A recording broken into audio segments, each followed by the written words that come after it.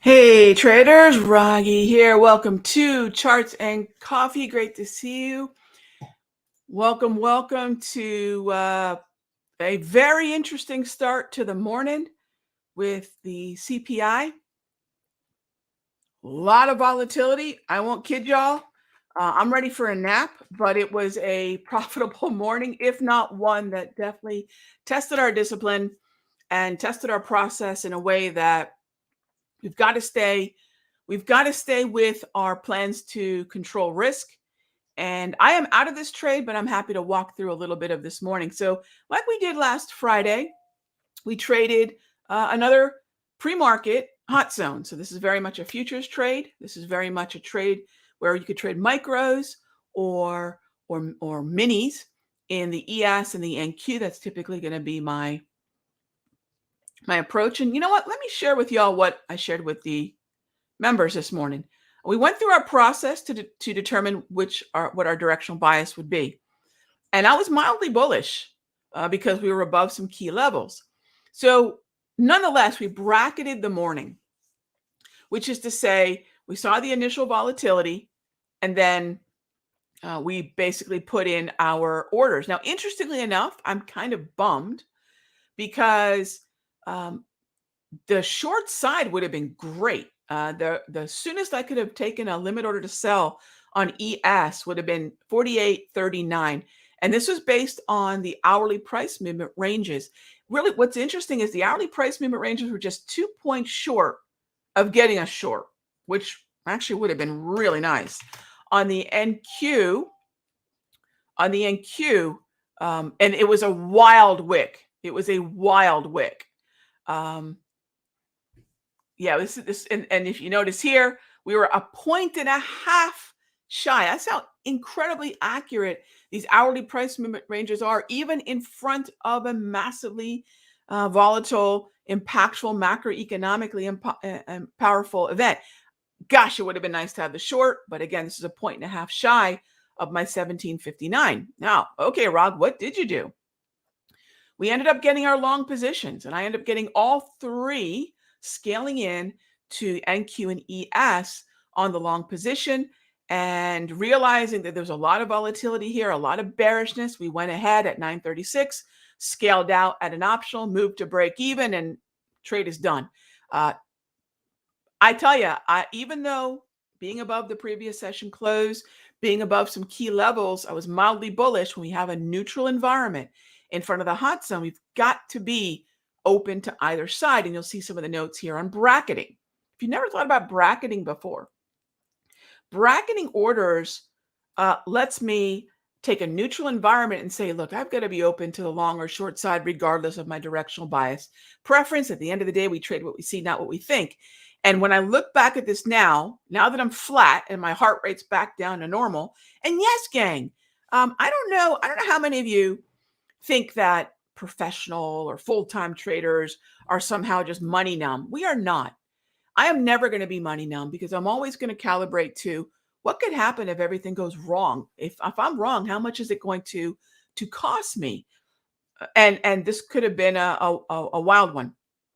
That said, I look back now and say, gosh, but for a couple of points, this could have been a monster short. It ended up being a reasonable long position, but for a couple of points, it could have been a monster short, and a huge nod to the HPMRs that show where that resistance was. We just were barely shy of that.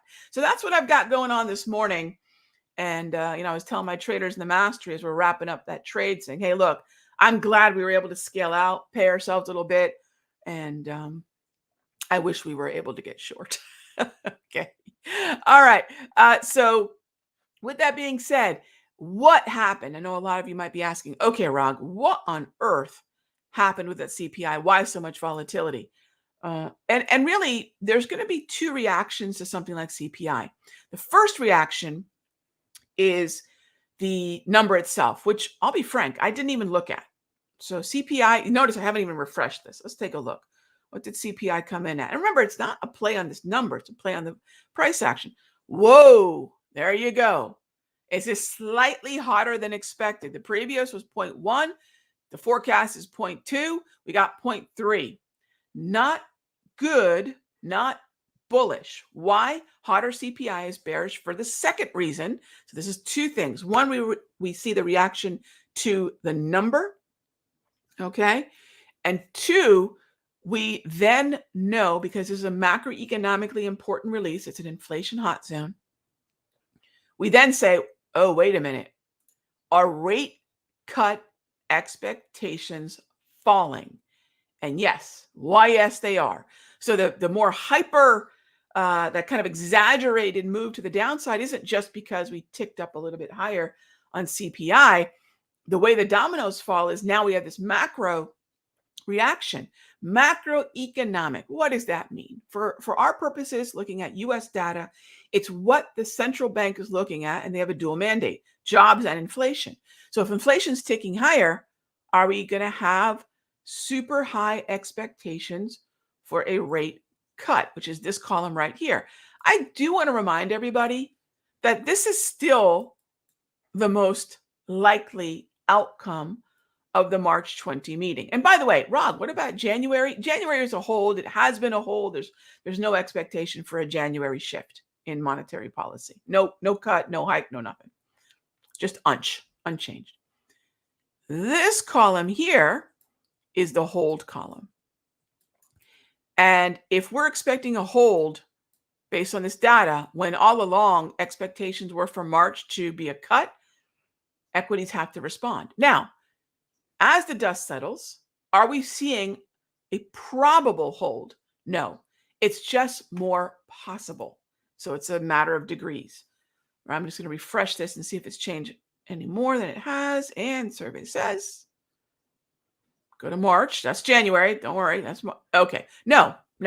In fact, the rate cut expectations ticked back up just a little bit, about a 1.5, maybe 2 percentage points. This is not a no on the rate cuts. It's just not as big a yes as it was. So we're going to take each month as it comes. Now, I'm not going to look forward to December. I'm not going to say what this implies for later on in the year. Let's just focus on the first rate cut meeting that's been discounted, and that means most of this action is in March, right? So if you're wondering, yeah, Rog, why all that bearishness? Why that second leg moving lower? Why that second leg moving lower on the indices? Because the data was a little higher. That's the first sell-off. And then the macro change. That's the second sort of leg of the sell-off. So remember, again, there's a lot of folks that are going to start prognosticating about this, that, and the other thing. I'm never going to guess. I can't see the future. But I will tell you this. Expectations for a rate cut, as they sit right now, are still 63.9% for a cut, but a rising 35.8% for the hold, which is more probable, the taller column. All right. So please remember, a lot of folks like to run their mouths off when it comes to the reaction to this data. March 20 is still really far away. All right. And so right now, this is the immediate impact. And we'll see how this ends. We might find equity say, you know what? Let's not worry about it. A delayed cut is still a cut. It's still going to be a dovish year for the Federal Reserve. It's still going to be something where we may not see the cut in March, but could we see it in May or June? We'll just take the data as it comes. We'll trade what we see, not what we think. So there we go. That was the morning, and tell you, it was a wild one. And like I said, that short would have been glorious. We end up with a buy and a win, and now we're flat. All right. As always, gang, if you have any questions, feel free to type them in. Phone lines are open for your requests.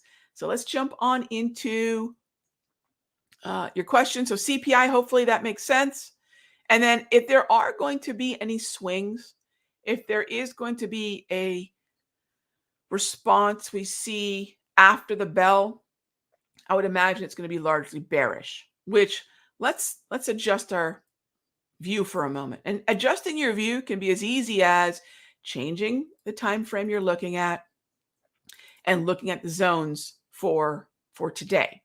And the zones for today would tell me that if we can get a pullback, if we get some more weakness today, I'd love to be a buyer. We have largely an overall uptrend on the hourly. We have definitely an uptrend on the daily. So what we want to remember is that short-term volatility is its own little world. This is not multiple time frame confirmation. Short-term volatility is a 5-minute slice of psychology. The hourly is an hourly slice of psychology, and the daily is obviously an entire session, a daily slice of psychology. They don't need to be in agreement. They do not. We're, in fact, likely to open up bearish on the Russell, bearish on the ES, and bearish on the NAS. So what was neutral pre-market is now kind of bearish as we start our 5-minute slice of psychology on the open. All right. So we'll see if we get that bearish echo at 9:30 here in about 17 minutes. All right, so that's what I'm looking at here. Depeche asks, all right, so if we're looking at the ES, remember again, we always want to think symbol and time frame, because if someone were to ask me, ES, Rog, what's your plan with the ES this morning, 5-minute slice of psychology, I'm going to be bearish. I'm going to have to look for either long puts in the SPY or shorts in the ES futures. But if we get a lot of weakness, which I'm kind of hoping we do, if we get a lot more weakness to the downside, I'd like to be a buyer. Buy the dip is still very much in effect on the daily time frame, and even arguably on the 1 hour as well. So it depends, Depeche, on what it is I'm wanting to do. Now, if I want it short, as you mentioned, 5-minute time frame, hourly price movement range, which, by the way, gang, to pick up the hourly price movement ranges, which, by the way, that was the reason for today's win. Okay. I used hourly price movement ranges exclusively for the zone to enter in. And that was still a reasonably good trade. Again, I would have loved the shorts, but the hourly price movement range resistance was right there. I mean, but for just a tiny move higher, we'd be short on that hot zone, which really we're just all over the place. So I'm happy with that trade. But if you've been wanting to get the daily price movement ranges, which is what I'm going to use for the swings, overnight exposure, trend following these indices, or whether or not it's going to be a day trade, hourly price movement ranges, check them out. They are still absolutely on sale. If you're gonna use them, gang, buy them on sale. All right.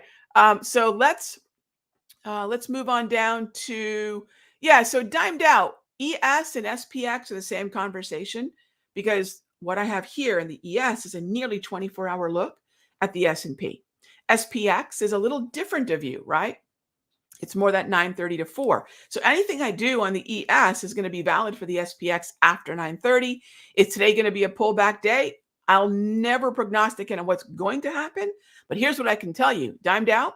Let's pull up the SPX with the daily price movement range. If I want to be a pullback buyer, I'm going to be a pullback buyer based on what? The 1 hour or the daily. And if we get weakness, absolutely, I want to take advantage of that. I'm going to keep an eye on those gray zones, and I'm going to look to be a buyer of SPY calls. Could be SPX calls. It could be the long position, the futures, but that is what I would take advantage of. All right. So thank you for that. What else do we have here? Steve asks from our Simpler Essentials room. Steve asks, do I feel like the Fed's decisions correlate with the Fed Watch tool? So Steve, I feel is a funny word. I never try to feel anything. Have I observed? Do I see that? Yes, absolutely. I will not hedge that at all. Absolutely. But remember, the Fed Watch tool is based on something called the Fed Fund futures.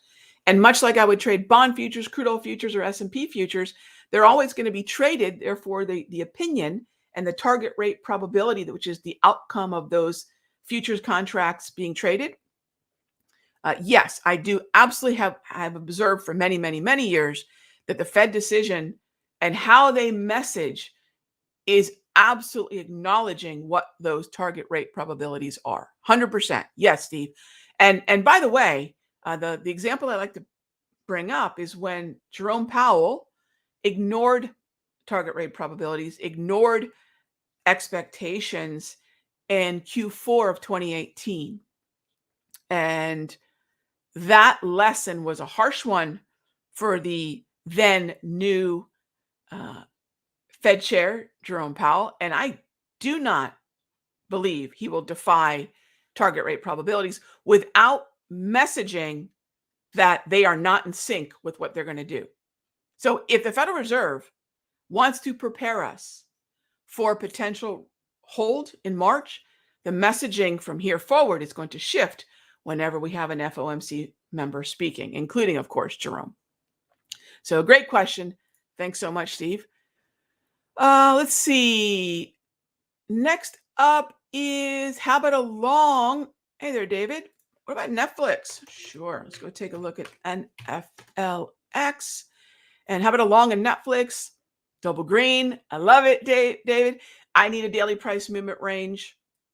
The wave would be fine too. In fact, I'll tell you, daily price movement range has been in effect since the 4th, long position, nice trade. Since the 8th, again, long position, good trade. And then I need the wick to touch that gray zone again. I need the wick, the candle, to touch the gray zone, and that will trigger the buy. So I'm with you. Let's try to find a pullback that we can get opportunistic on. Microsoft, Fernando. Microsoft's been in fuego. Microsoft 100% did its own thing. Yesterday in the master, had a number of traders say, Rod, can we buy Microsoft? The visit to the hourly price movement range zone was so brief.